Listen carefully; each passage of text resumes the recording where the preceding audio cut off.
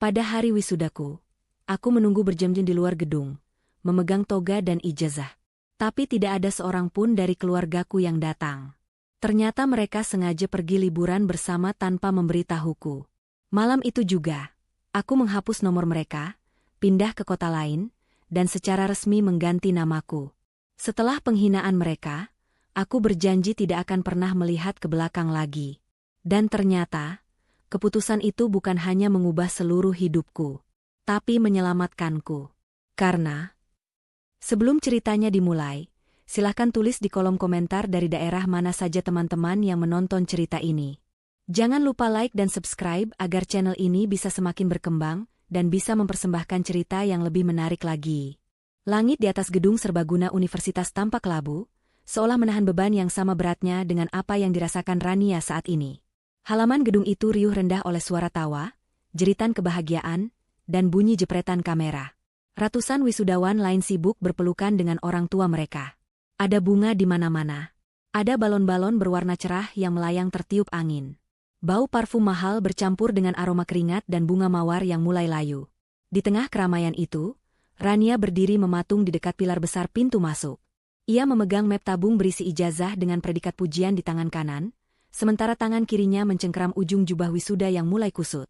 Ia sudah berdiri di sana selama 4 jam.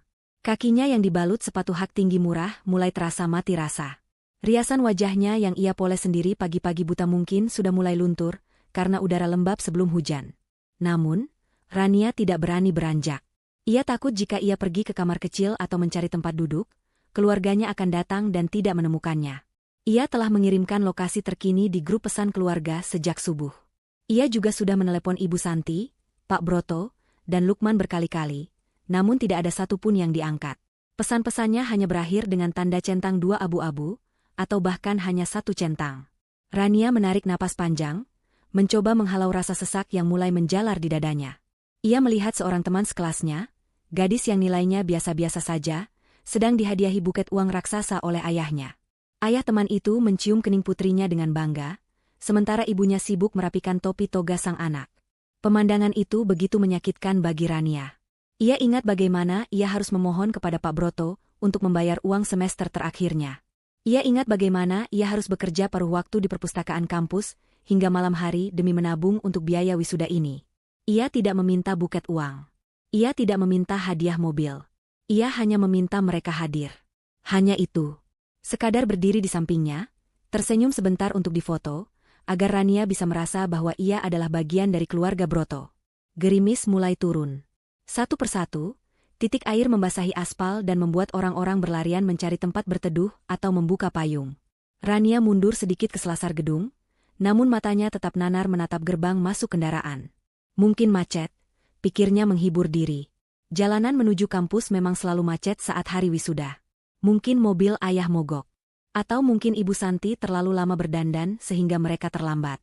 Rania terus menciptakan alasan-alasan di kepalanya, menolak mempercayai insting kecil di hatinya yang berteriak bahwa mereka tidak akan datang. Waktu menunjukkan pukul 2 siang. Acara wisuda sudah selesai sejak pukul 11. Gedung mulai sepi.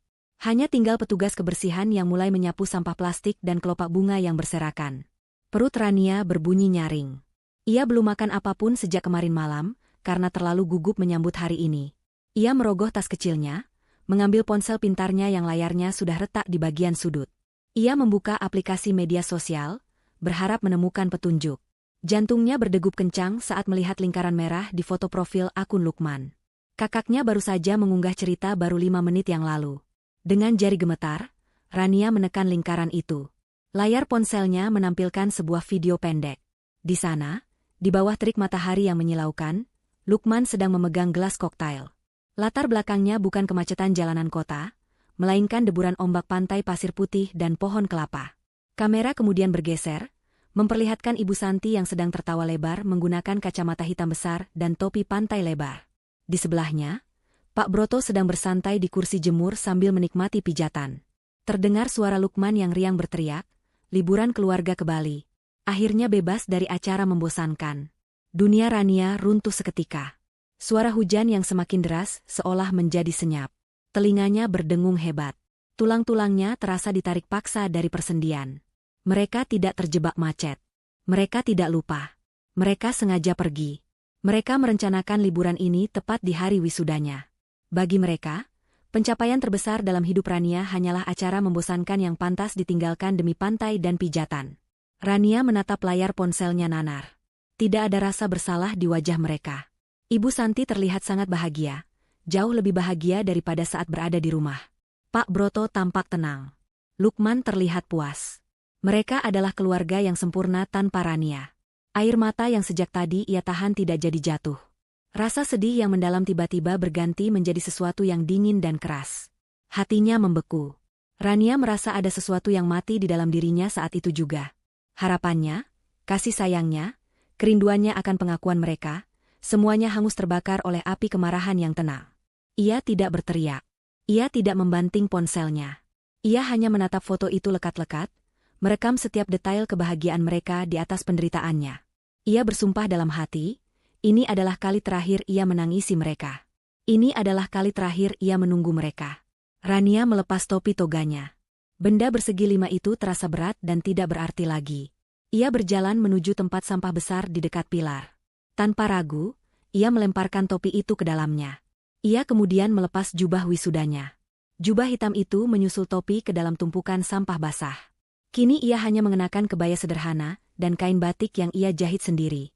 Ia mengambil ijazahnya, mengeluarkannya dari tabung, melipatnya dengan rapi, dan memasukkannya ke dalam tas. Tabung kosong itu ia buang juga. Rania tidak membutuhkan simbol-simbol itu lagi. Ia tidak butuh validasi dari siapapun. Langkah kakinya membawanya keluar dari area gedung, menerobos hujan yang kini turun deras. Ia tidak peduli riasannya luntur atau kebayanya basah kuyup. Ia berjalan menuju halte bus terdekat. Di dalam bus yang dingin, Rania mengeluarkan kartu SIM dari ponselnya. Ia mematahkan kartu kecil itu menjadi 2 bagian dan menjatuhkannya ke lantai bus. Ia menghapus semua aplikasi media sosial, menghapus semua nomor kontak keluarganya, dan mematikan ponselnya. Ia ingin menghilang. Ia ingin lenyap dari kehidupan mereka seperti yang mereka inginkan. Rania tiba di stasiun kereta api besar di pusat kota 1 jam kemudian. Tubuhnya menggigil kedinginan, tetapi tekadnya panas membara. Ia menuju loket dan membeli tiket kereta ekonomi tercepat menuju kota manapun yang paling jauh dari sini. Petugas loket menatapnya aneh, melihat penampilannya yang berantakan dengan kebaya basah, tetapi Rania tidak peduli. Setelah mendapatkan tiket ke sebuah kota metropolitan di seberang pulau, ia duduk di ruang tunggu yang bising. Di sana, sebuah televisi besar tergantung di dinding, menayangkan berita sore. Rania menatap layar televisi dengan tatapan kosong sampai sebuah berita utama, breaking news, muncul dengan tulisan merah menyala. Pembawa berita dengan wajah serius melaporkan kejadian kebakaran hebat. Jantung Rania berhenti berdetak saat melihat lokasi kebakaran itu. Itu adalah rumahnya. Rumah keluarga Broto. Gambar di layar menunjukkan api yang melahap bangunan 2 lantai itu dengan ganas. Petugas pemadam kebakaran terlihat kewalahan. Reporter di lapangan mengatakan bahwa kebakaran terjadi diduga akibat korsleting listrik yang parah. Reporter itu melanjutkan laporannya dengan nada tragis. Berdasarkan informasi dari tetangga, seluruh keluarga sedang pergi berlibur. Namun diduga anak perempuan mereka yang seharusnya pulang dari wisuda hari ini berada di dalam rumah karena mobil jemputan tidak terlihat keluar. Petugas menduga korban terjebak di kamarnya di lantai 2 yang sudah runtuh total. Rania terpaku. Ia menatap api di layar televisi itu. Jika saja ia pulang ke rumah setelah wisuda, jika saja ia menangis di kamar meratapi nasibnya seperti gadis lemah, ia pasti sudah mati terpanggang sekarang. Ironi itu membuat sudut bibir Rania terangkat sedikit. Senyum getir terbentuk di wajahnya. Semesta sedang bercanda dengannya, atau mungkin semesta sedang memberinya jalan keluar. Keluarganya sedang bersenang-senang di Bali, berpikir ia ada di rumah. Dan sekarang, dunia mengira Rania telah mati terbakar. Rania menyadari ini adalah kesempatan yang tidak akan datang 2 kali. Ia tidak perlu repot-repot kabur. Ia sudah dianggap tiada. Kereta tujuannya tiba di peron, membunyikan peluit panjang yang memekakan telinga. Rania berdiri, memeluk tasnya erat-erat. Ia tidak menoleh ke belakang lagi. Rania Broto sudah mati di dalam kebakaran itu. Yang melangkah masuk ke dalam gerbong kereta ekonomi yang sesak itu, adalah orang asing yang baru lahir. Kota metropolitan itu menyambutnya dengan aroma debu dan asap kendaraan yang pekat. Rania turun di stasiun besar yang asing baginya. Hiruk-pikuk manusia di sekitarnya membuatnya merasa kecil, namun sekaligus aman. Di sini, tidak ada yang mengenalnya. Tidak ada yang peduli siapa dia atau dari keluarga mana dia berasal. Dengan sisa uang tabungan yang ia miliki, Rania mencari penginapan murah di ganggang sempit di belakang stasiun. Ia menemukan sebuah kamar kecil yang lembab dengan kasur busa tipis dan kipas angin yang berbunyi berisik. Pemilik kos, seorang wanita tua yang cerewet, tidak banyak bertanya saat Rania membayar tunai untuk 1 bulan. Ia hanya meminta nama. Rania terdiam sejenak sebelum menjawab singkat. Vira. Hari-hari pertama adalah yang paling berat. Vira, nama barunya, harus bertahan hidup dengan berhemat luar biasa. Ia makan mie instan 2 kali sehari dan minum air keran yang dimasak ulang. Namun, rasa lapar itu tidak sebanding dengan rasa penasaran yang menggerogoti pikirannya.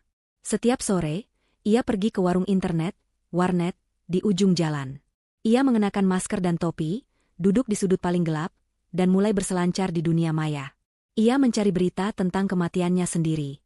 Pencariannya membuahkan hasil yang membuat darahnya mendidih.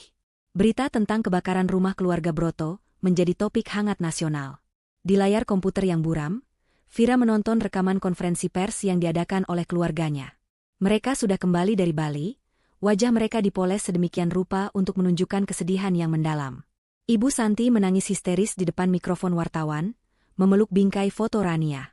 Ia berkata di sela-sela isak tangis palsunya bahwa ia sangat menyesal tidak berada di rumah saat kejadian, bahwa ia sedang pergi berobat keluar kota, bukan berlibur. Kebohongan itu meluncur begitu mulus dari bibir ibunya. Pak Broto, dengan wajah sendu yang dilatih sempurna, meminta doa dari masyarakat agar arwah putrinya tenang. Ia bahkan mengumumkan pembentukan yayasan amal atas nama Rania untuk membantu korban kebakaran. Masyarakat tersentuh.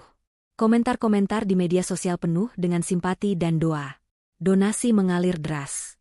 Tidak ada yang tahu bahwa di balik layar, mereka pasti sedang tertawa lebar merayakan keberhasilan sandiwara ini. Vira mencengkeram tetikus komputer dengan erat hingga jari-jarinya memutih.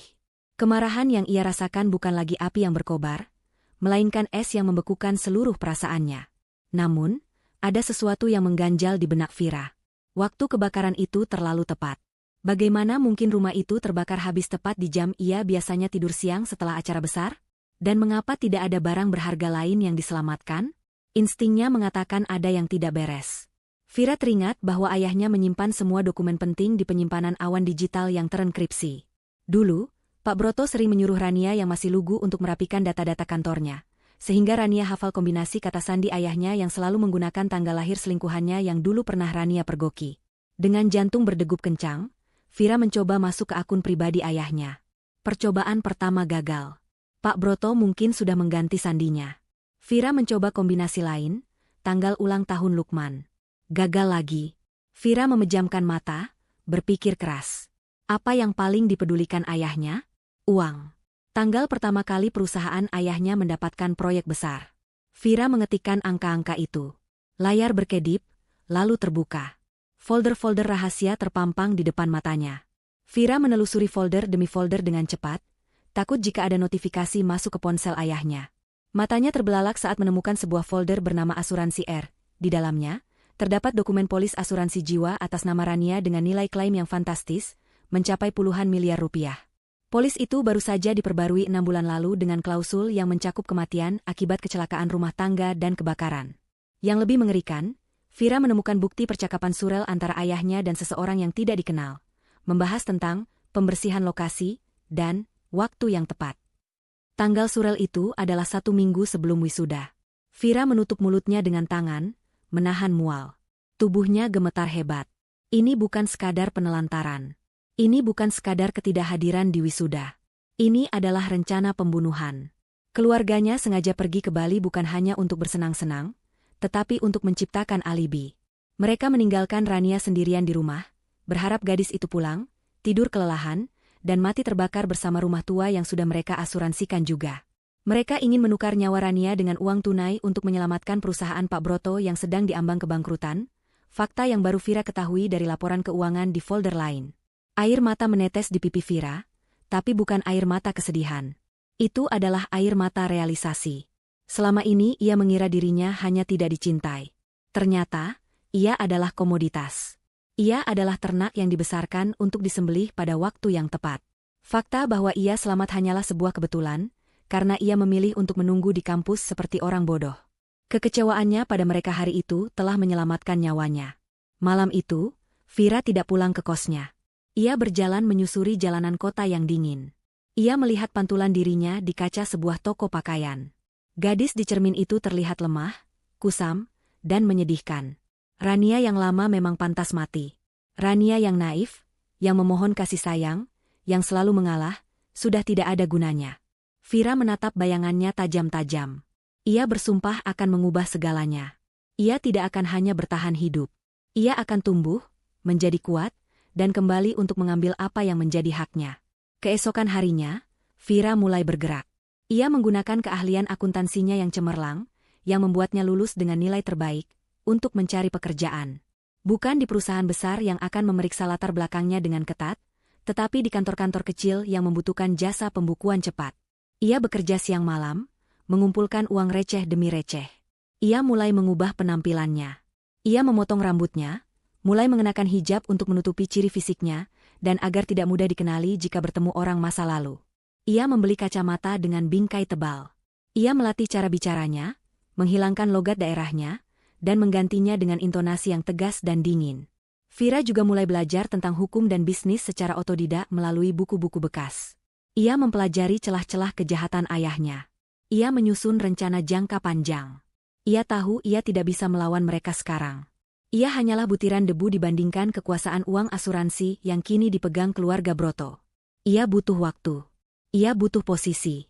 Ia butuh menjadi seseorang yang tidak bisa disentuh. Bulan berganti tahun. Berita tentang kematian Rania perlahan menghilang, tertimbun berita-berita baru. Keluarga Broto semakin kaya raya. Perusahaan mereka bangkit dari kubur berkat suntikan dana segar dari kematian putri mereka. Mereka sering muncul di majalah bisnis, dipuji sebagai keluarga pengusaha yang tangguh menghadapi cobaan. Vira menggunting setiap artikel tentang mereka dan menempelnya di dinding kamar kosnya yang kini sudah sedikit lebih layak. Wajah-wajah tersenyum itu menjadi bahan bakarnya setiap pagi. 5 tahun berlalu. Vira, yang kini telah resmi memiliki identitas baru sebagai Safira, berdiri di depan cermin apartemen mewahnya di pusat kota. Tidak ada lagi gadis lusuh. Yang ada adalah wanita muda yang anggun, berhijab modis dengan gaya eksekutif, tatapan matanya tajam dan penuh percaya diri.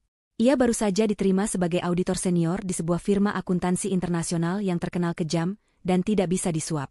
Dan klien pertamanya minggu depan adalah sebuah perusahaan yang sedang bersiap untuk melantai di bursa saham, sebuah perusahaan bernama Broto Corp. Safira tersenyum tipis, merapikan letak bros di kerudungnya. Waktunya telah tiba. Permainan baru saja dimulai. 5 tahun adalah waktu yang cukup lama untuk mengubah nasib seseorang. Dan bagi Safira, 5 tahun adalah waktu yang ia gunakan untuk menempa dirinya menjadi senjata. Pagi itu, kota Jakarta tampak sibuk seperti biasa. Gedung-gedung pencakar langit berlomba menyentuh awan, dan di salah satu gedung tertinggi di kawasan bisnis segitiga emas, Safira melangkah turun dari mobil sedan hitam mengkilap. Penampilannya sangat berbeda dari gadis lusuh yang dulu berdiri kedinginan di stasiun kereta. Ia mengenakan setelan blazer berwarna krem yang dipotong sempurna mengikuti tubuhnya, dipadukan dengan celana bahan yang elegan dan hijab berbahan sutra berwarna senada yang membingkai wajahnya dengan rapi. Sepatu hak tingginya mengetuk lantai marmer lobi gedung dengan irama yang tegas dan mengintimidasi. Safira bukan lagi Rania yang penakut. Ia kini adalah auditor senior di firma akuntansi global yang paling ditakuti oleh perusahaan-perusahaan nakal. Reputasinya di dunia bisnis adalah sebagai wanita besi yang tidak memiliki belas kasihan terhadap kesalahan sekecil apapun. Hari ini, ia mendapatkan tugas yang sudah ia nantikan selama bertahun-tahun. Klien barunya adalah Broto Corp, perusahaan keluarga yang bangkit dari kebangkrutan secara ajaib 5 tahun lalu dan kini berencana untuk melantai di bursa saham melalui proses penawaran umum perdana atau IPO. Safira tahu persis dari mana modal kebangkitan itu berasal. Setiap tiang beton di gedung ini, setiap lembar saham yang mereka banggakan, semuanya dibangun di atas uang kematiannya. Ia berjalan menuju meja resepsionis dengan wajah datar tanpa ekspresi. Petugas keamanan dan resepsionis yang melihatnya refleks menegakkan punggung, terintimidasi oleh aura dominan yang dipancarkan Safira. Setelah menyerahkan kartu identitasnya, ia diantar menuju lift khusus eksekutif yang akan membawanya ke lantai teratas, tempat ruang rapat direksi berada. Di dalam lift yang dindingnya berlapis cermin, Safira menatap pantulan dirinya. Ia meraba sedikit bekas luka samar di dekat alisnya yang kini tertutup riasan sempurna. Jantungnya berdetak stabil, tidak ada lagi rasa gugup. Ia siap bertemu dengan hantu-hantu dari masa lalunya. Pintu lift terbuka, menampilkan koridor mewah berlantai karpet tebal. Sekretaris direksi menyambutnya dengan senyum gugup dan membukakan pintu ruang rapat ganda yang besar. Safira melangkah masuk. Udara di dalam ruangan itu terasa dingin karena pendingin ruangan yang disetel maksimal. Di ujung meja panjang berbahan kayu mahoni, duduklah 3 orang yang sangat ia kenal. Pak Broto duduk di kursi utama, tampak lebih tua namun matanya masih memancarkan keserakahan yang sama. Di sebelah kanannya duduk Ibu Santi, yang wajahnya terlihat kencang tidak wajar, mungkin hasil dari beberapa kali prosedur kecantikan mahal. Di sebelah kiri duduk Lukman, yang kini mengenakan jas mahal namun postur tubuhnya tetap terlihat malas dan tidak berwibawa. Ketiga orang itu menoleh saat Safira masuk. Ada jeda beberapa detik yang terasa sangat hening. Safira bisa melihat kerutan di dahi Pak Broto saat pria tua itu menatapnya. Ada kilatan pengenalan di mata mereka, sebuah rasa familiar yang mengganggu, namun mereka segera menepisnya. Bagi mereka, Rania sudah mati menjadi abu 5 tahun lalu. Lagi pula, wanita yang berdiri di hadapan mereka ini terlalu berkelas, terlalu percaya diri, dan terlalu cantik untuk menjadi Rania si upik abu yang dulu mereka abaikan. Safira tersenyum tipis, sebuah senyum profesional yang tidak mencapai matanya. "Selamat pagi, Bapak dan Ibu sekalian," sapa Safira dengan suara yang tenang dan berwibawa. Suaranya sedikit lebih berat dan tegas dibandingkan suara cempreng Rania dulu. "Saya Safira, Ketua Tim Auditor Independen yang ditunjuk oleh investor untuk memeriksa kelayakan Broto Corp sebelum IPO. Saya di sini untuk memastikan bahwa tidak ada Rp1 pun yang disembunyikan dalam pembukuan kalian." Pak Broto berdiri dan mengulurkan tangannya sambil tertawa renyah, mencoba mencairkan suasana yang kaku. "Ah, Ibu Safira. Kami sudah mendengar reputasi Anda yang luar biasa. Senang sekali bisa bekerja sama. Silakan duduk. Kami jamin perusahaan kami sangat bersih dan transparan." Ibu Santi ikut tersenyum dibuat-buat, matanya memindai tas dan sepatu bermerek yang dikenakan Safira dengan tatapan menilai. Lukman hanya mengangguk malas sambil memainkan pulpen mahal di tangannya. Safira menjabat tangan ayahnya itu. Kulit tangan Pak Broto terasa dingin dan lembab. Rasa jijik menjalar di tengkuk Safira, namun ia menahannya. Ia menatap lurus ke dalam mata Pak Broto, memberikan remasan tangan yang cukup kuat untuk membuat pria tua itu sedikit meringis. "Saya harap begitu, Pak Broto. Karena jika saya menemukan satu saja ketidakberesan, saya pastikan mimpi kalian untuk melantai di bursa saham akan hancur berantakan." Kalimat itu bukan sekadar peringatan profesional. Itu adalah ancaman pribadi yang terselubung. Ibu Santi tampak sedikit tersinggung dengan nada bicara Safira yang tajam. Ia berdeham pelan sambil membetulkan letak selendang mahalnya. "Kami adalah keluarga terhormat, Ibu Safira. Kami membangun bisnis ini dengan kerja keras dan kejujuran setelah musibah yang menimpa keluarga kami dulu. Kami kehilangan putri kami, jadi kami tahu betul arti menghargai hidup dan amanah." Safira menahan keinginan untuk tertawa keras mendengar kemunafikan itu.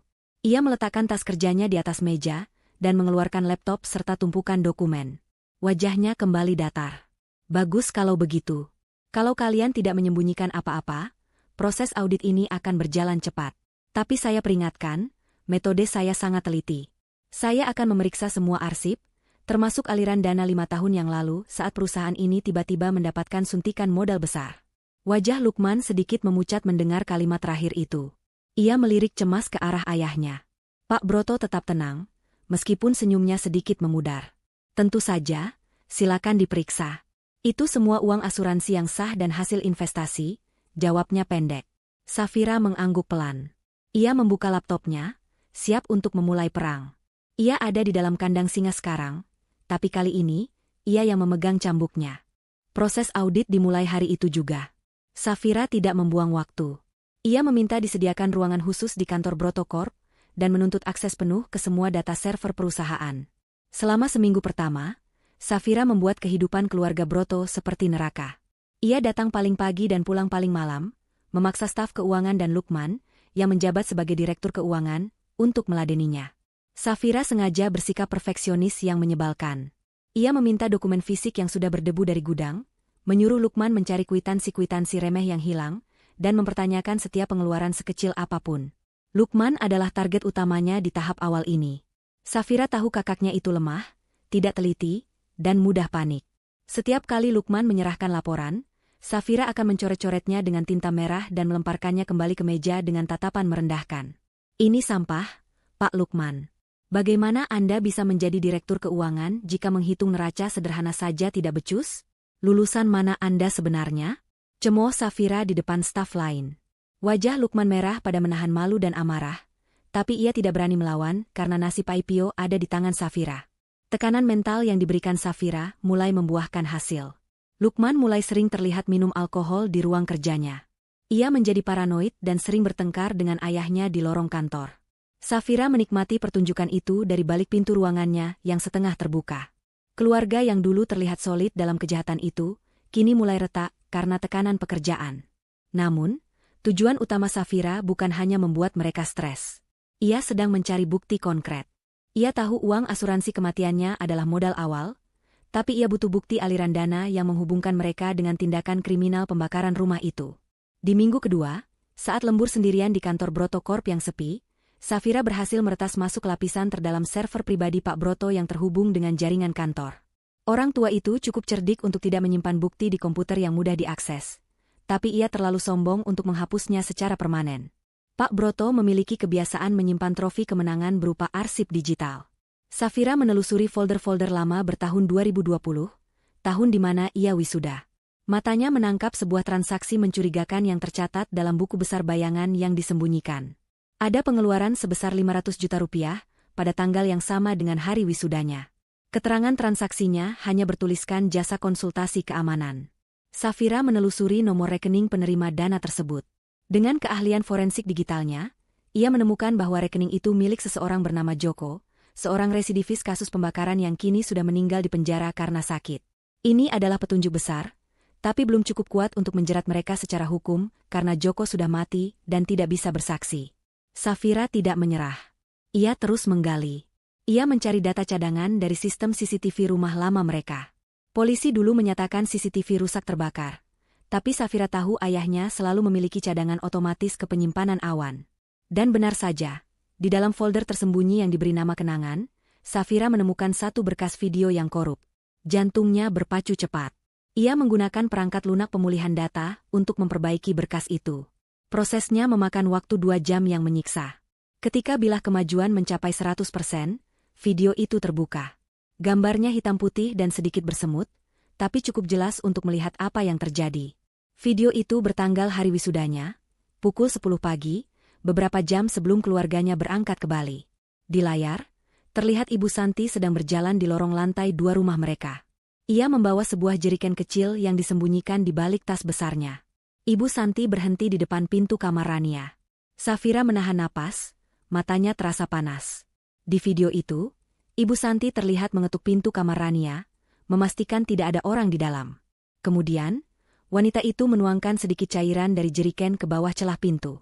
Setelah itu, ia mengeluarkan kunci cadangan dari saku bajunya, memasukkannya ke lubang kunci, dan memutarnya 2 kali. Klik. Suara kunci itu seolah terdengar menembus layar laptop. Ibu Santi mengunci pintu itu dari luar. Ia memastikan Rania akan terperangkap jika gadis itu pulang dan masuk kamar untuk tidur. Wajah Ibu Santi di video itu terlihat dingin, tanpa penyesalan sedikit pun. Ia bahkan sempat merapikan rambutnya di cermin lorong, sebelum berjalan pergi meninggalkan kamar yang sudah ia siapkan menjadi peti mati untuk putrinya. Safira menutup mulutnya dengan tangan yang gemetar. Selama ini ia menduga ayahnya adalah dalang utama, tapi melihat tangan ibunya sendiri yang mengunci pintu itu memberikan rasa sakit yang berbeda. Rasa sakit yang merobek sisa-sisa harapan kecil, bahwa mungkin ibunya hanya ikut-ikutan. Ternyata tidak. Ibunya adalah eksekutornya. Safira menyalin video itu ke dalam 3 disk lepas yang berbeda, dan mengunggahnya ke server pribadinya yang aman. Ini adalah kartu asnya. Ini adalah senjata yang akan ia gunakan untuk memenggal kepala ular itu. Namun, ia belum akan mengeluarkannya sekarang.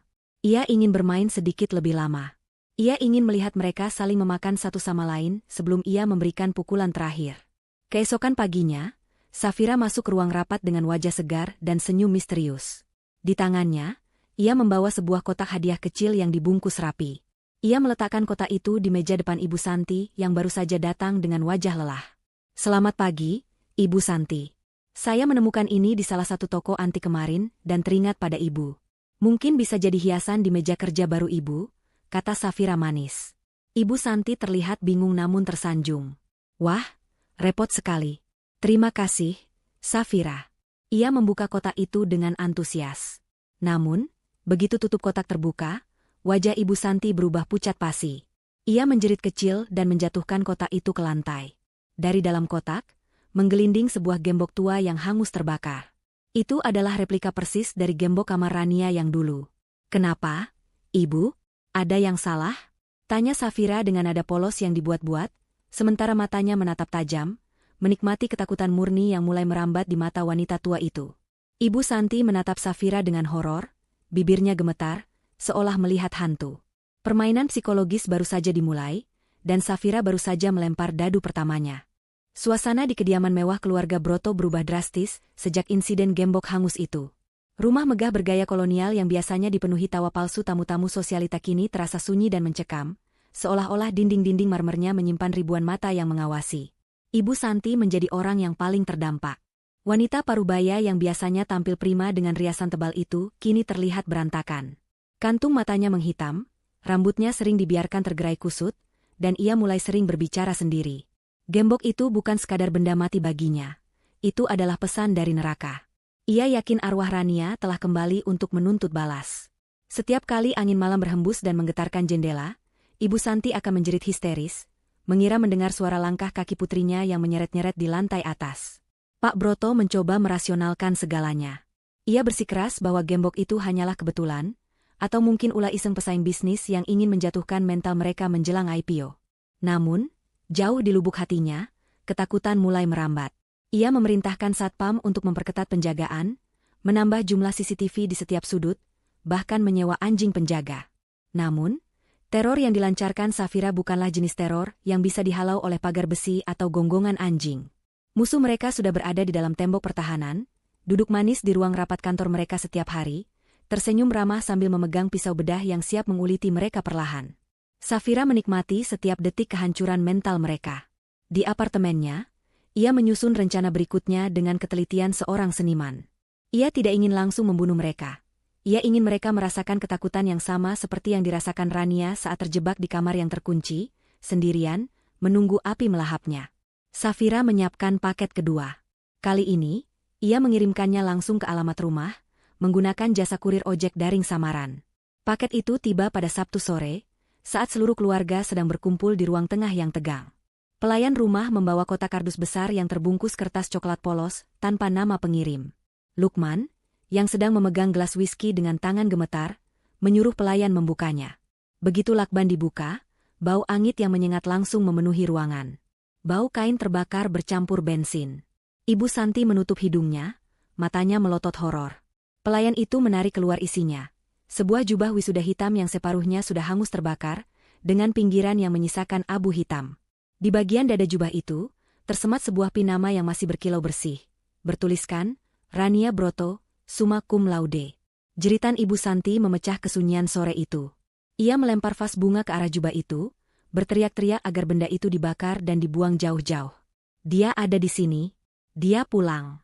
Anak sialan itu pulang. Raungnya histeris sambil menjambak rambutnya sendiri. Pak Broto wajahnya memucat, tangannya mengepal erat hingga kuku-kukunya menancap di telapak tangan. Ia tahu persis jubah itu seharusnya sudah musnah 5 tahun lalu, atau setidaknya tidak mungkin ada di sini. Siapapun yang mengirim ini tahu rahasia mereka. Siapapun pengirimnya tahu bahwa Rania tidak mati karena kecelakaan biasa. Kekacauan semakin menjadi-jadi ketika Ibu Santi mulai memanggil dukun dan paranormal ke rumah. Rumah mewah itu kini dipenuhi asap kemenyan dan jampi-jampi. Safira mendengar semua ini dari alat penyadap suara berukuran mikro yang ia tempelkan di bawah meja ruang tamu, saat ia berkunjung minggu lalu dengan alasan mengantar berkas tertinggal. Mendengar racauan ketakutan ibunya melalui headphone di apartemennya yang nyaman memberikan kepuasan yang aneh. Dulu ia memohon perhatian ibunya, kini ia mendapatkan seluruh perhatian itu dalam bentuk ketakutan murni. Sementara itu, Lukman memilih pelarian lain.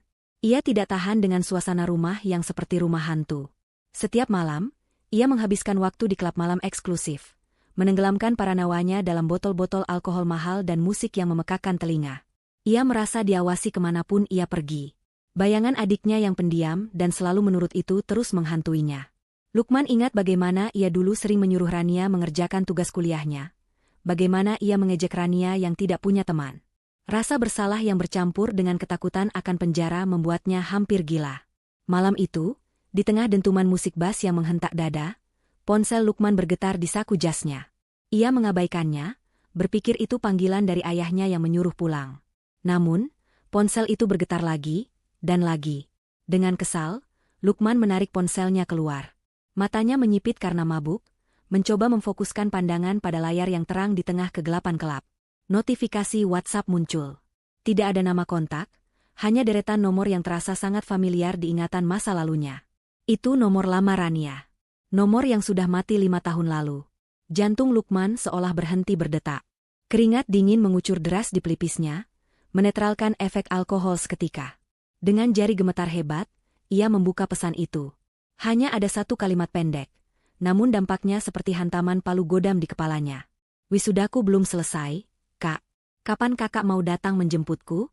Lukman melempar ponselnya ke meja seolah benda itu baru saja berubah menjadi ular berbisa. Ia mundur terhuyung-huyung, menabrak pelayan yang membawa nampan minuman. Gelas-gelas pecah berantakan, tapi Lukman tidak peduli. Napasnya memburu. Matanya liar mencari ke sekeliling kelab yang padat. Apakah Rania ada di sini? Apakah dia bersembunyi di antara kerumunan orang yang sedang menari? Lukman merasa sesak napas. Ia berlari keluar dari kelab, menerobos kerumunan, muntah di pinggir jalan trotoar. Di bawah lampu jalan yang remang-remang, ia menyadari satu hal yang mengerikan. Rania belum mati. Atau jika dia sudah mati, hantunya memiliki akses ke teknologi seluler, dan itu jauh lebih menakutkan. Teror ini nyata, dan targetnya bukan hanya kewarasan mereka, tapi nyawa mereka.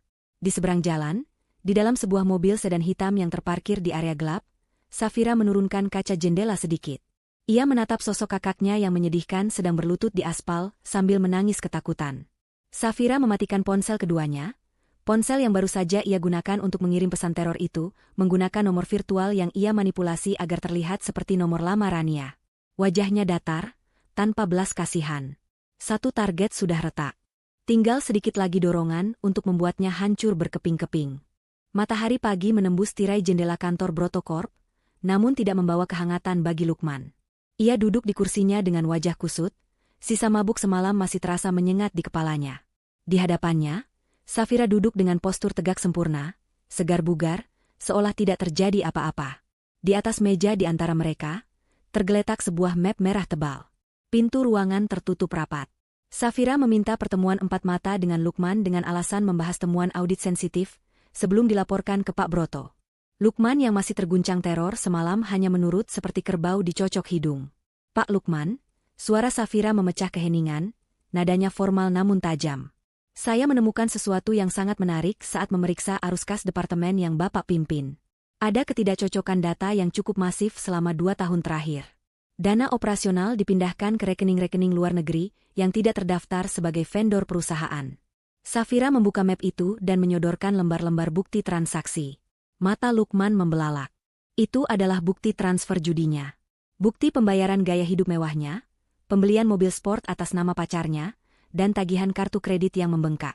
Selama ini Lukman diam-diam mencuri uang perusahaan ayahnya, berpikir bahwa sebagai anak pemilik, ia berhak melakukannya. Ia juga yakin pembukuan ganda yang ia buat cukup rapi untuk mengelabui auditor manapun. Ia salah besar. Di hadapan Safira, trik akuntansinya tak lebih dari coretan anak TK.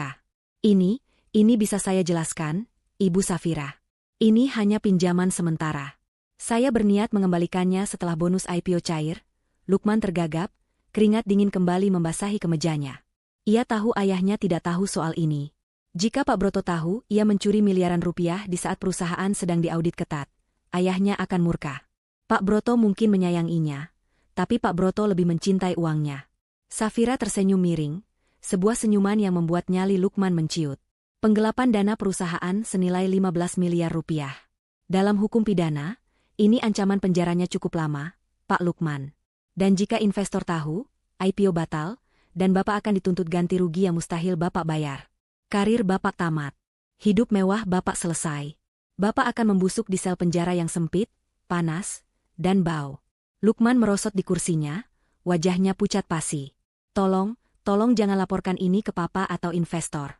Saya akan lakukan apa saja. Tolong bantu saya, Ibu Safira. Kita bisa atur ini, kan? Berapa yang Ibu minta? Saya akan bayar. Safira tertawa pelan, tawa yang dingin dan menusuk. Saya tidak butuh uang receh Bapak. Gaji saya di firma sudah lebih dari cukup untuk membeli harga diri Bapak. Safira memajukan tubuhnya, menatap lurus ke manik mata Lukman yang ketakutan. Tapi Bapak benar, saya bisa membantu. Saya bisa mengubur temuan ini. Saya bisa membuat laporan audit ini bersih seolah Bapak adalah direktur keuangan paling jujur di dunia. Apa syaratnya? Apapun. Seru Lukman putus asa. Saya ingin Bapak menyerahkan Pak Broto kepada saya, bisik Safira. Lukman terdiam, bingung. Maksud Ibu? Saya tahu tentang kebakaran 5 tahun lalu. Saya tahu itu bukan kecelakaan, kata Safira datar. Lukman tersentak, seolah tersengat listrik. Ia membuka mulutnya untuk menyangkal, tapi tatapan Safira mengunci lidahnya. Jangan berbohong. Saya sudah punya buktinya. Tapi bukti yang saya punya masih kurang satu keping puzzle untuk memastikan Pak Broto yang bertanggung jawab penuh, bukan Bapak. Saya tahu ide itu dari ayah Bapak. Bapak hanya anak penurut yang takut kehilangan warisan, bukan? Bapak tidak punya nyali untuk membunuh adik Bapak sendiri. Itu pasti ide Pak Broto. Lukman menelan ludah susah payah. Pertahanan mentalnya runtuh. Teror semalam, rasa bersalah, dan kini ancaman penjara karena korupsi, semuanya bercampur menjadi satu. Safira memberinya jalan keluar yang menggiurkan, melemparkan semua kesalahan pada ayahnya untuk menyelamatkan dirinya sendiri. Sifat pengecut Lukman mengambil alih. Ia tidak mau dipenjara. Ia tidak mau jatuh miskin. Ya, itu ide Papa, suara Lukman bergetar, sangat pelan. Papa yang merencanakan semuanya. Papa butuh uang asuransi itu karena perusahaan hampir bangkrut total. Mama yang mengunci pintu, tapi Papa yang menyuruhnya. Aku cuma disuruh diam dan ikut liburan. Bagus, kata Safira. Tapi pengakuan lisan tidak laku di pengadilan, Pak Lukman. Saya butuh bukti fisik. Bukti rencana itu. Saya tahu Pak Broto menyimpan segalanya. Bapak pasti tahu di mana dia menyimpannya. Lukman ragu sejenak. Mengkhianati ayahnya adalah dosa besar dalam kamus keluarga mereka, tapi menyelamatkan diri sendiri adalah insting bertahan hidup. Di brankas rahasia di balik lukisan di ruang kerjanya di rumah. Ada buku catatan hitam dan flash disk. Papa mencatat semua alur pembayarannya di sana.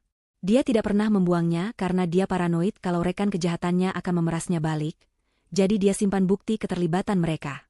Safira mengangguk puas.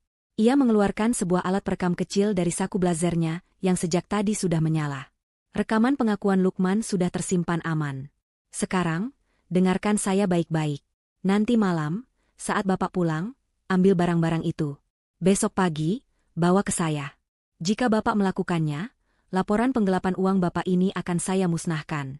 Bapak akan bebas, dan Bapak bahkan mungkin akan mewarisi sisa perusahaan setelah ayah Bapak ditangkap. Menarik, bukan? Lukman menatap Safira dengan pandangan tak percaya. Ia merasa seperti sedang bertransaksi dengan iblis, tapi tawaran itu terlalu indah untuk ditolak. Ia mengangguk pelan. Baik, saya akan ambilkan malam ini. Safira berdiri, merapikan blazernya. Senang berbisnis dengan Bapak. Jangan coba-coba menipu saya, Pak Lukman. Ingat, saya tahu di mana bangkai-bangkai Bapak dikuburkan. Malam itu, keretakan di keluarga Broto bukan lagi retakan rambut, melainkan jurang yang menganga lebar. Lukman pulang ke rumah dengan hati berdebar. Ia melihat ayahnya sedang duduk di ruang tamu, membaca koran dengan wajah masam. Kebencian tumbuh di hati Lukman. Karena keserakahan ayahnya, hidupnya jadi berantakan seperti ini. Karena ide gila ayahnya membunuh Rania, ia sekarang diteror hantu dan diperas auditor. Lukman memantapkan hatinya. Ia akan mencuri bukti itu. Ia akan menjual ayahnya demi kebebasannya sendiri. Tanpa Lukman sadari, dari balik jendela kamarnya yang gelap di seberang kota, Safira sedang mendengarkan rekaman percakapan tadi berulang-ulang. Suara Lukman yang gemetar mengakui segalanya terdengar seperti musik klasik di telinganya. Rencana penghancuran dari dalam telah berhasil. Besok, ia akan memegang kunci kematian mereka di tangannya. Dan saat itu terjadi, tidak akan ada lagi tempat bersembunyi bagi Pak Broto dan Ibu Santi. Karma tidak lagi berjalan perlahan, ia sedang berlari kencang menuju pintu depan rumah mereka. Malam perayaan gala dinner, untuk menyambut penawaran umum perdana saham Broto Corp digelar, dengan kemewahan yang melampaui akal sehat. Ballroom Hotel Bintang 5 di pusat Jakarta itu, disulap menjadi lautan emas dan kristal. Lampu gantung raksasa berkilauan di langit-langit, memantulkan cahaya ke lantai marmer yang dipoles licin. Ratusan tamu undangan yang terdiri dari investor kelas kakap, pejabat pemerintah, sosialita ibu kota, dan tentu saja awak media, memenuhi ruangan dengan pakaian terbaik mereka. Bau parfum mahal bercampur dengan aroma hidangan laut dan steak wagyu yang disajikan di meja-meja bundar. Di tengah semua kemegahan itu, keluarga Broto berdiri di panggung pelaminan layaknya raja dan ratu yang sedang menjamu rakyatnya, memamerkan senyum lebar yang telah dilatih selama berjam-jam di depan cermin. Pak Broto tampak gagah dalam balutan tuxedo hitam impor, menyalami setiap tamu penting dengan cengkeraman tangan yang kuat dan percaya diri. Di sampingnya, Ibu Santi mengenakan gaun malam bertahtakan berlian yang harganya mungkin bisa memberi makan satu desa selama setahun. Wajahnya dipoles tebal untuk menutupi jejak-jejak stres dan kurang tidur akibat teror gembok dan jubah hangus minggu lalu. Malam ini, ia berusaha keras melupakan hantu Rania. Malam ini adalah tentang kemenangan mereka, tentang uang triliunan rupiah yang akan segera mengalir masuk rekening mereka begitu lonceng bursa saham berbunyi besok pagi. Lukman berdiri sedikit di belakang, wajahnya pucat dan berkeringat meski ruangan itu dingin. Ia terus-menerus melirik ke arah pintu masuk, menunggu kedatangan seseorang. Pagi tadi, Lukman telah melakukan pengkhianatan terbesarnya. Dengan tangan gemetar, ia menyerahkan buku hitam dan flash disk keramat milik ayahnya kepada Safira di sebuah kafe terpencil.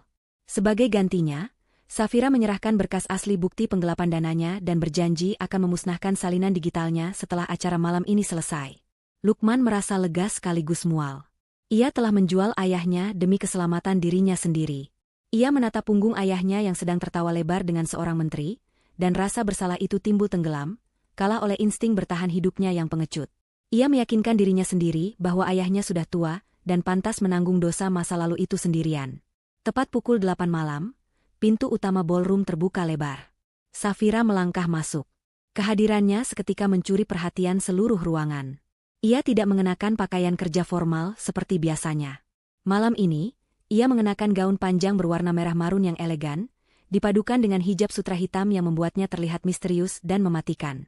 Ia berjalan dengan anggun membelah kerumunan, dagunya terangkat tinggi, tatapan matanya tajam menyapu ruangan. Aura dominasi yang ia pancarkan begitu kuat, hingga beberapa tamu tanpa sadar minggir memberinya jalan. Ia bukan tamu biasa. Ia adalah auditor utama yang memberi stempel, layak, pada perusahaan ini, sang penentu nasib yang kini memegang belati di balik punggungnya. Pak Broto melambaikan tangan dari panggung, memanggil Safira untuk bergabung di meja VIP paling depan. "Ah, Ibu Safira, pahlawan kita malam ini," seru Pak Broto melalui pengeras suara, membuat semua mata tertuju pada Safira. Safira tersenyum tipis, mengangguk sopan, dan berjalan menuju tempat duduknya. Ia duduk tepat di hadapan panggung, posisi terbaik untuk menyaksikan pertunjukan terakhir. Ia meletakkan tas tangannya di pangkuan, jari-jarinya menyentuh permukaan tablet tipis yang terselip di dalamnya. Semua persiapan sudah selesai. Polisi sudah disiagakan di pintu belakang dan pintu samping, menyamar sebagai petugas keamanan tambahan atas permintaan firma audit dengan alasan prosedur keamanan standar untuk acara bernilai tinggi. Acara dimulai dengan serangkaian pidato membosankan dari para direksi dan perwakilan investor. Safira mendengarkan dengan sabar, matanya tidak lepas menatap Ibu Santi yang tampak gelisah, terus-menerus meminum air putih. Akhirnya, tibalah giliran Pak Broto untuk memberikan pidato utama. Lampu ruangan diredupkan, hanya satu lampu sorot yang menyinari podium. Pak Broto berdiri di sana, memasang wajah sendu yang dramatis. Ia memulai pidatonya dengan menceritakan perjuangan perusahaan bangkit dari keterpurukan. Suaranya bergetar dibuat-buat saat ia mulai menyebut nama Rania. "Keberhasilan hari ini saya dedikasikan untuk putri tercinta kami, Rania, yang telah pergi mendahului kami 5 tahun lalu dalam tragedi kebakaran yang memilukan," ucap Pak Broto dengan nada serak. Ia mengeluarkan sapu tangan, menyeka sudut matanya yang kering. "Saya yakin, dia sedang tersenyum melihat kita semua dari surga. Rania adalah inspirasi saya. Dia adalah alasan saya bekerja keras, agar yayasan yang kami bangun atas namanya bisa terus membantu sesama. Kami kehilangan harta yang paling berharga, tapi kami mendapatkan kekuatan untuk bangkit." Tepuk tangan simpati membahana di seluruh ruangan. Beberapa tamu wanita terlihat menyeka air mata, tersentuh oleh kisah tragis sang ayah yang kehilangan putrinya. Safira, yang duduk di barisan depan, tidak bertepuk tangan. Ia menatap ayahnya dengan tatapan dingin yang membekukan darah. Di bawah meja, jari-jarinya bergerak lincah di atas layar tabletnya. Ia telah meretas sistem audio visual gedung itu sejak sore tadi. Laptop operator di belakang panggung kini berada di bawah kendalinya sepenuhnya. Saat Pak Broto hendak melanjutkan kalimat tentang betapa ia mencintai Rania, Safira menekan tombol Enter. Tiba-tiba, layar LED raksasa di belakang panggung berkedip. Grafik saham yang tadinya ditampilkan menghilang, digantikan oleh suara statis yang keras dan memekakan telinga. Para tamu menutup telinga mereka, bingung. Pak Broto menoleh ke belakang, mengetuk-ngetuk mikrofon, mengira ada gangguan teknis. "Maaf, ada sedikit kendala teknis, tolong operator diperbaiki," ucapnya gugup. Namun, layar itu tidak mati. Justru, layar itu mulai menampilkan sebuah video hitam putih yang buram namun jelas. Video CCTV lorong rumah 5 tahun lalu. Hening menyelimuti ruangan. Ribuan pasang mata menatap layar raksasa itu. Di sana, terlihat jelas sosok Ibu Santi yang masih muda, membawa jeriken bensin. Video itu diputar dengan kecepatan normal. Semua orang bisa melihat dengan jelas saat Ibu Santi menuangkan cairan itu di bawah pintu kamar, lalu memasukkan kunci dan memutarnya. Suara, klik, kunci yang diperkuat oleh sistem suara gedung terdengar, seperti ledakan bom di telinga para tamu. Di video itu juga ada penanda waktu dan tanggal yang sesuai dengan hari kematian Rania. Belum sempat keterkejutan itu mereda, tampilan layar berganti. Kali ini bukan video, melainkan pindaian dokumen-dokumen dari buku hitam Pak Broto dan bukti transfer bank. Di layar terpampang jelas mutasi rekening Pak Broto ke rekening atas nama Joko si pembakar rumah, lengkap dengan catatan memo, pelunasan jasa pembersihan rumah Rania. Di sebelahnya, muncul salinan polis asuransi jiwa Rania yang dicairkan seminggu setelah kejadian, dengan tanda tangan Pak Broto yang menyetujui klaim kematian akibat kelalaian. Keriuhan meledak seketika. Jeritan, bisik-bisik ngeri, dan seruan kemarahan bercampur aduk. Para investor berdiri, wajah mereka merah padam karena merasa ditipu. Wartawan yang tadinya mengantuk kini berlarian ke depan panggung, kamera mereka memotret layar raksasa itu bertubi-tubi. Lampu kilat kamera mengubah suasana menjadi kacau balau. Pak Broto mundur terhuyung-huyung, wajahnya pucat pasi seperti mayat. Ia menatap layar itu dengan mulut menganga, tidak percaya bahwa rahasia tergelapnya kini menjadi tontonan publik. Ibu Santi menjerit histeris, menutup wajahnya dengan tangan, lalu jatuh pingsan di kursi pelaminan, namun tidak ada yang menolongnya. Lukman, yang melihat kehancuran itu, mencoba menyelinap turun dari panggung untuk kabur, namun kakinya lemas. Ia menyadari bahwa meskipun ia memberikan bukti itu, ia tetap akan terseret arus kehancuran ini. Di tengah kekacauan itu, hanya satu orang yang duduk tenang. Safira menyesap jus jeruknya perlahan, menikmati pemandangan runtuhnya sebuah kerajaan yang dibangun di atas abu tulangnya sendiri. Panggung sandiwara keluarga bahagia itu telah runtuh, dan tirai kebenaran telah tersingkap dengan cara yang paling brutal. Kekacauan di dalam ballroom mencapai puncaknya. Suara sirine polisi mulai terdengar meraung-raung dari luar lobi hotel, menembus dinding-dinding kedap suara. Para petugas keamanan hotel kewalahan menahan para investor yang marah dan mencoba naik ke panggung untuk meminta pertanggungjawaban. Pak Broto, yang baru sadar dari guncangan awalnya, melihat sekeliling dengan panik. Ia melihat istri dan anaknya sudah tidak berdaya. Insting pengecutnya mengambil alih. Ia tidak memedulikan Ibu Santi yang pingsan. Ia melompat turun dari panggung, mencoba menerobos kerumunan menuju pintu keluar darurat di samping dapur. Namun, langkahnya terhenti. Di tengah kerumunan yang panik, sesosok wanita berbaju merah marun berdiri tegak menghalangi jalannya. Itu Safira. Ia berdiri dengan tenang, seolah menjadi batu karang di tengah badai. Tatapannya menusuk tajam ke arah Pak Broto. Jarak mereka hanya beberapa meter, namun terasa seperti jurang pemisah antara surga dan neraka. Pak Broto berhenti, napasnya tersengal-sengal, dasinya miring, rambutnya acak-acakan. Wibawanya lenyap tak berbekas. "Minggir, minggir kau!" hardik Pak Broto dengan suara parau. Ia mencoba mendorong Safira, tapi wanita itu tidak bergeming sedikitpun. Dua orang petugas polisi berpakaian preman yang sudah bersiaga di dekat Safira maju selangkah, tapi Safira mengangkat tangannya, memberi isyarat agar mereka membiarkannya bicara dulu. "Kau," desis Pak Broto, matanya liar menatap Safira. "Kau yang melakukan ini semua. Kau yang menyabotase acaraku. Siapa kau sebenarnya? Kenapa kau ingin menghancurkan hidupku? Apa salahku padamu? Aku membayarmu mahal." Safira tertawa pelan, tawa yang kering dan tanpa humor. Ia melangkah maju perlahan, membuat Pak Broto mundur hingga punggungnya menabrak meja prasmanan. Piring-piring berjatuhan, pecah berkeping-keping di lantai, namun suara pecahannya kalah oleh ketegangan di antara mereka. Pertanyaan Pak Broto terdengar begitu menggelikan di telinga Safira. Pria tua ini masih merasa dirinya korban. Pria tua ini masih berpikir bahwa uang bisa membeli kesetiaan dan menutupi dosa. "Bapak bertanya siapa saya?" tanya Safira lembut, namun suaranya terdengar jelas di telinga Pak Broto. Tangannya perlahan naik ke wajahnya. Ia melepas kacamata berbingkai tebal yang selama ini ia gunakan untuk menyamarkan bentuk matanya. Kemudian, ia mengambil tisu basah dari tasnya dan dengan gerakan lambat yang sengaja didramatisir, ia menghapus lapisan concealer tebal di sudut rahang kanannya. Di sana, perlahan muncul sebuah tanda lahir kecil berbentuk bulan sabit. Tanda lahir yang sangat khas. Tanda lahir yang dulu sering diejek Pak Broto sebagai tanda pembawa sial. Pak Broto membelalakan matanya. Napasnya tercekat di tenggorokan. Lututnya gemetar hebat, hingga ia harus berpegangan pada pinggiran meja agar tidak ambruk. Ia mengenali tanda lahir itu. Ia mengenali tatapan mata itu, meski kini tatapan itu jauh lebih dingin dan mematikan daripada yang ia ingat. Memori 5 tahun lalu berputar di kepalanya.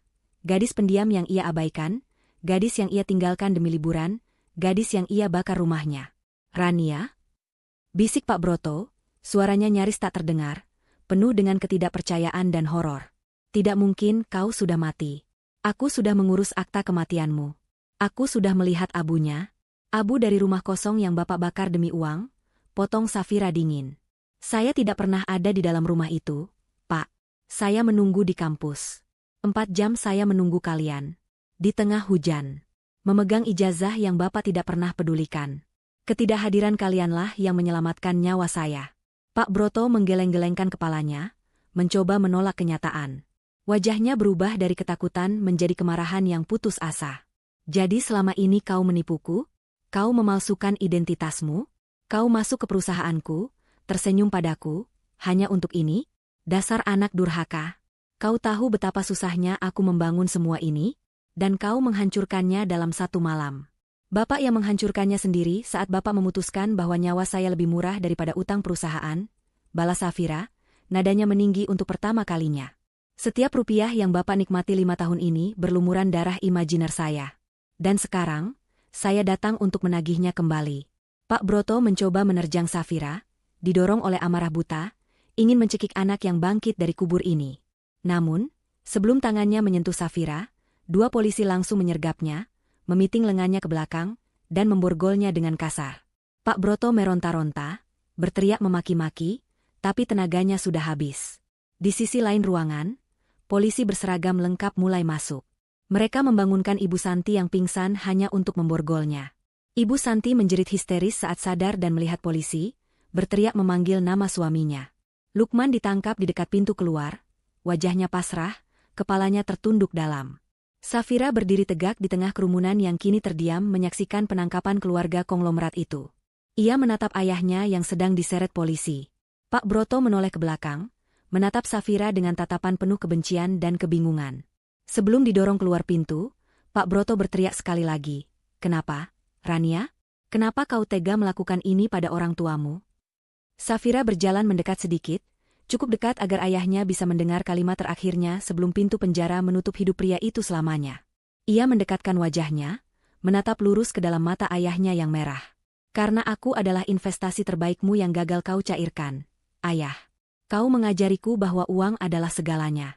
Jadi aku belajar dengan baik. Aku menggunakan otak yang kau wariskan ini untuk menghitung setiap dosa kalian, dan malam ini adalah jatuh temponya."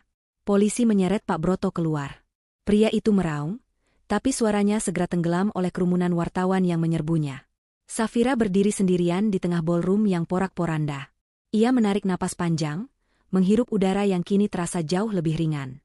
Topengnya sudah terlepas. Identitas palsunya sudah tidak diperlukan lagi. Di tengah reruntuhan reputasi keluarganya, Rania merasa benar-benar hidup untuk pertama kalinya. Ia memutar tubuhnya, mengambil tas tangannya, dan berjalan keluar melalui pintu yang berbeda, meninggalkan masa lalunya yang kini sedang digelandang menuju jeruji besi. Malam penangkapan itu menjadi awal dari mimpi buruk yang panjang dan nyata bagi keluarga Broto. Lampu-lampu kamera wartawan yang menyilaukan di ballroom hotel kini telah berganti dengan lampu neon putih yang berdengung suram di lorong kantor polisi. Pak Broto duduk di ruang interogasi yang sempit dan dingin.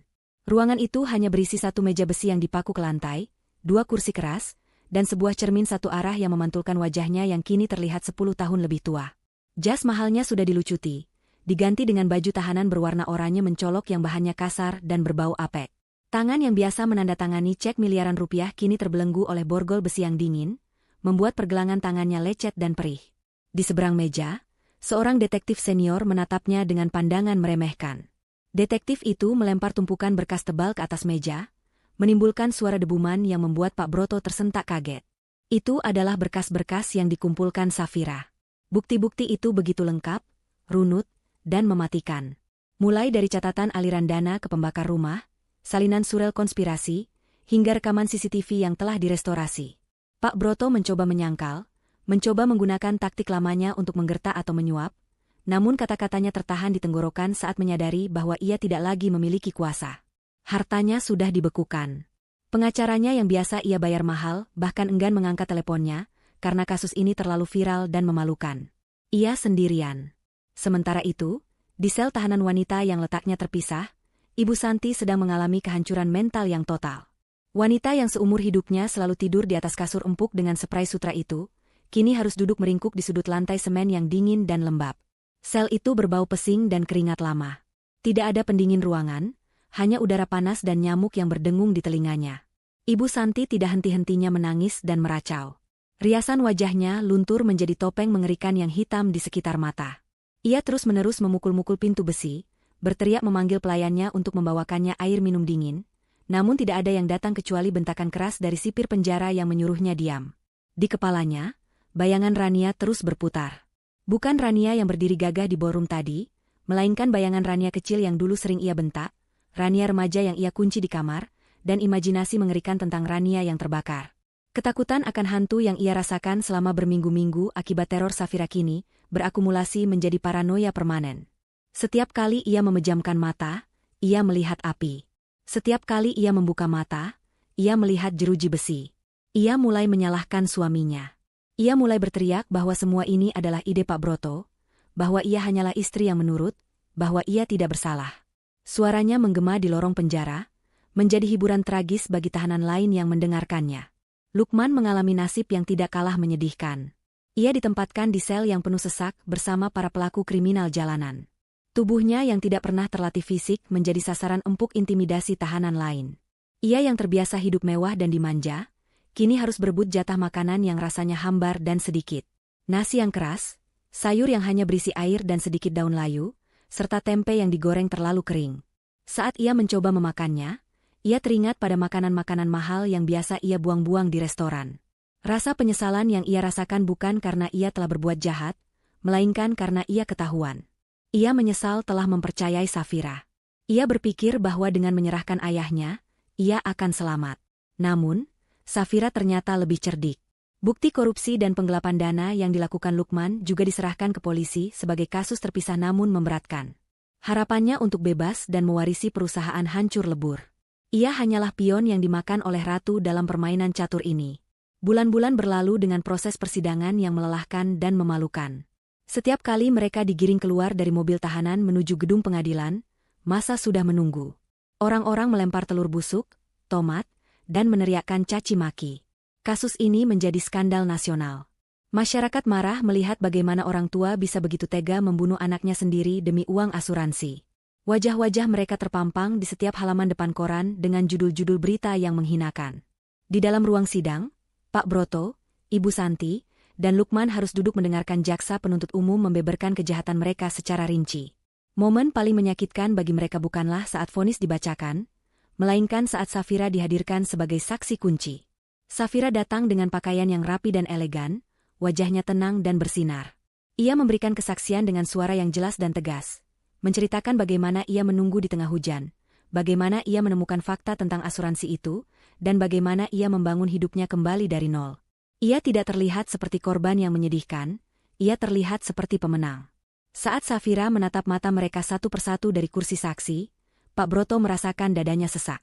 Ia melihat produk didikannya yang paling sukses justru adalah anak yang ia buang. Kecerdasan Rania, ketenangan Rania, dan kekejaman Rania dalam membalas dendam adalah cerminan dari sifat Pak Broto sendiri, namun dalam versi yang jauh lebih sempurna. Hakim akhirnya menjatuhkan vonis.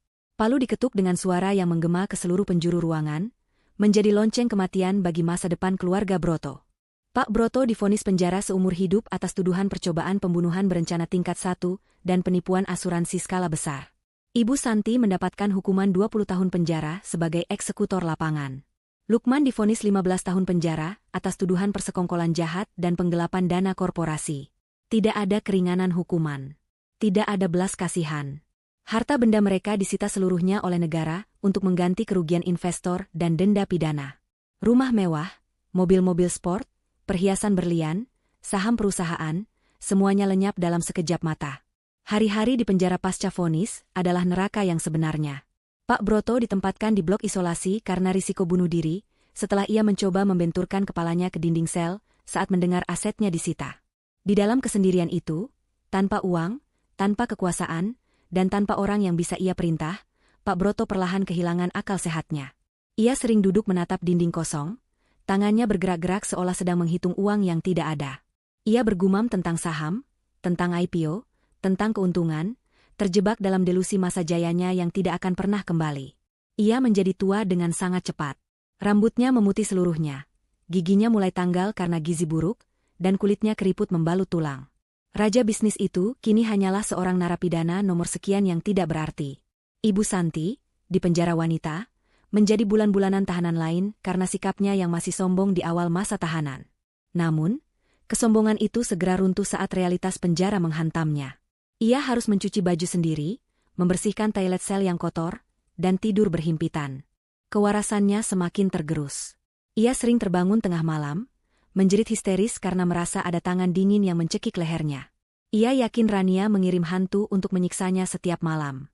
Teman satu selnya sering mendapati Ibu Santi sedang berbicara sendiri dengan sudut ruangan yang gelap, memohon ampun pada sosok yang tidak terlihat. "Ampun Rania, Mama jangan dibakar, Mama jangan dikunci." Bisiknya berulang-ulang dengan mata melotot, sebuah pemandangan yang membuat siapapun yang melihatnya bergidik ngeri. Karma tidak hanya mengambil kebebasannya, tapi juga mengambil kewarasannya. Lukman, yang paling lemah mentalnya, hancur secara fisik. Tanpa alkohol dan gaya hidup hedonis, tubuhnya mengalami gejala putus zat yang parah di minggu-minggu awal. Ia menggigil, muntah, dan kejang di lantai sel tanpa ada dokter pribadi yang merawatnya. Setelah fase itu lewat, ia menjadi sosok pendiam yang ketakutan. Ia menjadi pesuruh bagi narapidana yang lebih kuat demi mendapatkan perlindungan. Ia harus memijat kaki kepala geng penjara, mencucikan piring mereka, dan menerima pukulan jika melakukan kesalahan sedikit saja. Harga dirinya sebagai tuan muda telah diinjak-injak hingga rata dengan tanah. Setiap malam, ia menangis dalam diam, merindukan kasur empuknya, dan merutuki kebodohannya sendiri. Ia menyadari bahwa jika saja hari itu ia mengajak Rania ikut ke Bali, atau setidaknya menjemput Rania di kampus, hidupnya tidak akan berakhir di lubang buaya ini. Penyesalan itu datang terlambat, dan rasanya jauh lebih pahit daripada empedu. Keluarga Broto telah hancur lebur, tidak tersisa satu keping pun. Mereka terpisah di balik tembok-tembok beton yang tinggi, menjalani sisa hidup mereka dalam penderitaan yang lambat dan menyakitkan. Keinginan mereka untuk hidup mewah dengan cara instan justru mengantarkan mereka pada kemiskinan dan kehinaan yang abadi. Di balik jeruji besi itu, waktu seolah berhenti, menyisakan ruang kosong yang luas bagi mereka untuk merenungi dosa-dosa mereka setiap detik, setiap menit, setiap jam, hingga napas terakhir mereka. Ini adalah karma yang sempurna. Mereka dikurung, sama seperti mereka mengurung Rania, namun bedanya, pintu sel mereka tidak akan pernah terbuka lagi. 6 bulan setelah vonis dijatuhkan, langit Jakarta tampak cerah, berbeda dengan hari wisuda kelabu 5 tahun lalu yang penuh hujan dan air mata. Safira berdiri di balkon apartemen barunya yang menghadap ke arah laut. Angin laut yang asin menerpa wajahnya, memainkan ujung kerudung pashmina berwarna pastel yang ia kenakan. Ia memegang secangkir teh hangat, merasakan uapnya menyentuh hidung. Rasanya damai. Tidak ada lagi detak jantung yang memburu karena adrenalin balas dendam. Tidak ada lagi malam-malam panjang yang dihabiskan untuk meretas data atau menyusun strategi penghancuran. Semuanya sudah selesai. Buku tebal berisi dendam itu telah ditutup rapat dan dibakar habis. Pagi ini, Safira baru saja menyelesaikan urusan administrasi terakhir terkait aset sitaan keluarga Broto. Sesuai putusan pengadilan, sebagian dari aset pribadi Pak Broto yang terbukti berasal dari klaim asuransi jiwa Rania dikembalikan kepada korban, yaitu Safira sendiri, sebagai bentuk restitusi atau ganti rugi. Nilainya sangat fantastis, mencapai puluhan miliar rupiah. Uang itu kini ada di rekening penampungan atas namanya. Bagi banyak orang, uang sebanyak itu adalah tiket menuju kehidupan mewah seumur hidup. Itu adalah uang yang dulu sangat didoakan oleh ayahnya, uang yang membuat ibunya rela menjadi pembunuh, dan uang yang membuat kakaknya menjadi pengkhianat. Namun bagi Safira, uang itu berbau darah. Ia tidak bisa menyentuhnya untuk kepentingan pribadi. Menggunakan uang itu sama saja dengan memvalidasi kejahatan mereka. Ia tidak ingin hidup dari hasil penjualan nyawanya sendiri. Safira meletakkan cangkir tehnya, mengambil tas tangannya, dan berjalan keluar apartemen. Ia mengemudikan mobilnya membelah kemacetan Jakarta menuju pinggiran kota, ke sebuah daerah yang jauh dari hiruk-pikuk gedung pencakar langit. Tujuannya adalah sebuah kompleks bangunan sederhana namun asri yang dikelilingi pepohonan rindang, Panti Asuhan Kasih Bunda. Ini adalah panti asuhan tempat anak-anak korban kekerasan dalam rumah tangga dan anak-anak terlantar ditampung. Safira telah melakukan riset mendalam tentang tempat ini. Pengelolaannya jujur, transparan, dan benar-benar fokus pada pendidikan serta pemulihan trauma anak-anak. Safira memarkir mobilnya dan disambut oleh ibu panti, seorang wanita parubaya dengan senyum tulus yang menyejukkan. Mereka duduk di kantor kecil yang sederhana. Tanpa banyak basa-basi, Safira menyerahkan dokumen transfer bank. Ia mendonasikan 100% uang restitusi yang ia terima untuk panti asuhan tersebut. Ibu panti terbelalak melihat jumlah nol yang tertera di kertas itu. Tangannya gemetar. Mbak Safira ini jumlah yang sangat besar. Apakah Mbak yakin? Ini bisa mengubah hidup ratusan anak di sini. Kita bisa membangun sekolah, asrama baru, klinik. Matanya berkaca-kaca. Safira tersenyum, kali ini senyum yang benar-benar lepas, tanpa beban. Saya sangat yakin, Bu. Anggap saja ini hadiah dari seseorang yang dulu pernah berharap punya tempat berlindung yang aman. Gunakan untuk menyelamatkan masa depan mereka.